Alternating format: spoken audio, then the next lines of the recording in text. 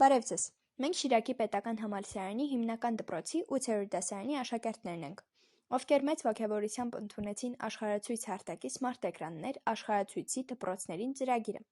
Սմարթ գրատախտակն ունենալն այնքան երազելի ցանկություն էր, որ մենք անմիջապես արձագանքեցինք նրան։ Հետաքրքիր էր թեմայի ընտրությունը։ Երկար քննարկումներից հետո մենք որոշեցինք քարտեզագրել նշանավոր շիրակցի նկարիչ Մինաս Ավետիսյանի ուղին։ Այս պատասխանատու գործի համար մենք կազմեցինք ժամանակացույց և հստակեցրինք մեր դերերը նախագծում՝ աշակերտ օպերատոր, աշակերտ հետազոտող,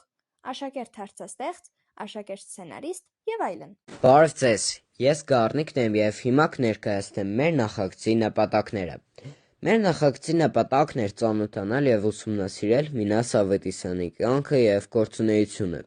նկարագրել նրա կտավները և որմնանկարները, ուսումնասիրելով նրան որպես գեղանկարիչ, որմնանկարիչ և բեմանկարիչ,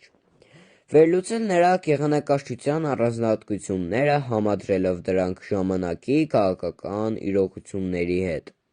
զարգացնել ՏՏ հմտություններ, ստեղծելով փիներ, դինամիկ սքրինշոթներ և ցուցադրություններ,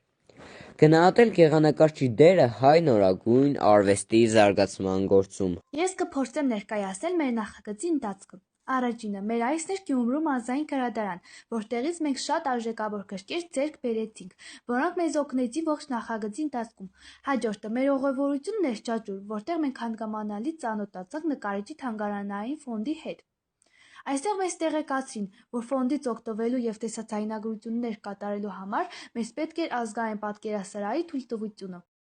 Մենք դիմում խնդրանք ուղղեցինք ազգային պատկերասրահի տնօրենին, և մեկ օր անց ստացանք երազելի թույլտվությունը։ Մինչ այդ մենք ստեղծել էինք զանազան պրոդուկտներ, փազլներ, սառնարանային մագնիտներ, խաղեր, և որպես աշակերտ-վարպետներ վարպետաց դասեր էինք վարում քաղաքի տարբեր դպրոցներում, ներկայացնելով մեծանուն գեղանկարչին։ Այդ դասերի ընթացքում մենք հանձնարարում էինք հավաքել փազլները,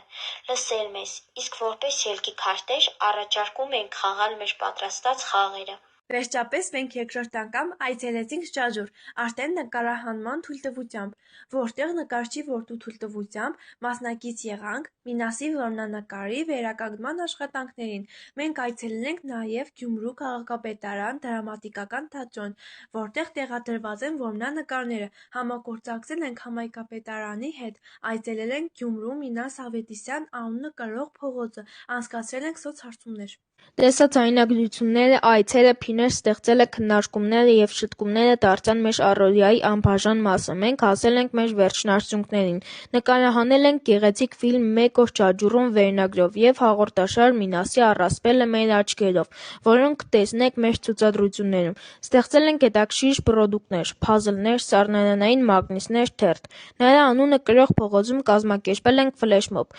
Համակողմանի ուսումնասիրել ենք անհատի կյանքը և քարտեզագրել ենք այն հարթակում։ Գյումրու վառի մարմնապատը հարստացել ենք նրա անունով։ Մենք սպասում ենք սմարթ գրատախտակին և հուսով ենք, որ մեր աշխատանքը ձեզ դուր կգա։ Սիրով, ՇՊՀ հիմնական դպրոցի նախագծային թիմ։